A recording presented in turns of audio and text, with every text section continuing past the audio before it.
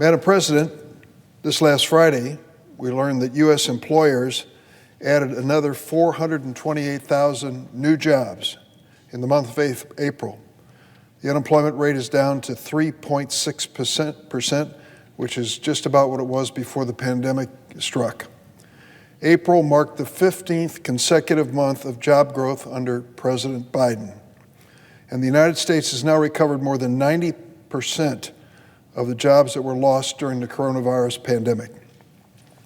Put it into context, when President Biden took office, 20 million Americans relied on unemployment benefits just to get by. Now, that number is down to slightly more than 1 million, from 20 million to 1 million.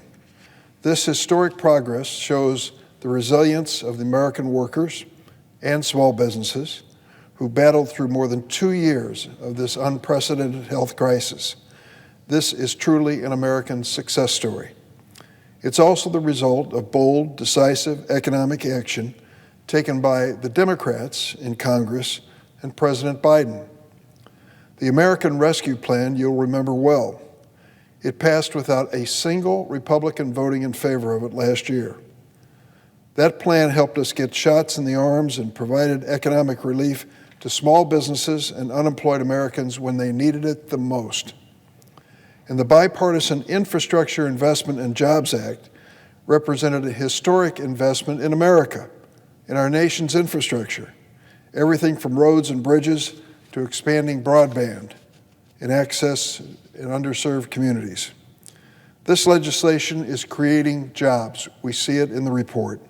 It's helping America stay connected at home, at school, and with their doctors. And it's allowing us to meet 21st century demands like climate change and cyber attacks. But even with last Friday's good news, we still have more work to do to make sure we have an economy that really works for everyone. Too many American families are still struggling to pay the bills and afford the basics amid global inflation caused by President Putin's unprovoked war in Ukraine and rising COVID cases in China that are disrupting our supply chains. Last week, the Federal Reserve raised interest rates by 0.5 percentage point. That's the biggest rate hike in 22 years. They're trying to tamp down this inflationary pressure. We know for many American families, a break on rising prices can't come soon enough. But we also know that the root causes of this challenge are complicated, and it'll take a global effort and some good fortune for us to address it successfully. Democrats are committed to taking action to lower household costs and combat rising prices, get kids back to school and workers back to work. We need to give families a helping hand when it comes to the basics: medication, housing, gas for your car and truck. We need to think ahead and begin preparing and investing now for future COVID surges so we can save lives and minimize the potential disruption to our supply chains and the economy. It is incredible to me, after what this nation and world have gone through, continue to go through, with over 1 million Americans having died from COVID, we still are in a fierce debate over whether we ought to prepare for the possibility that it could come back. We know it will. Sadly, it will. I hope it's in a manner that we can control it. But we believe on the Democratic side we should, quote, be prepared, close quote. We weren't prepared when it hit initially, with statements by the former president that this was some sort of a hoax and it would all disappear someday.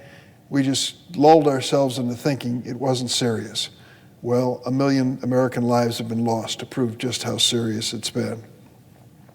We need to support workers and families, healthcare workers too, small businesses like restaurants that are the lifeblood of our economies.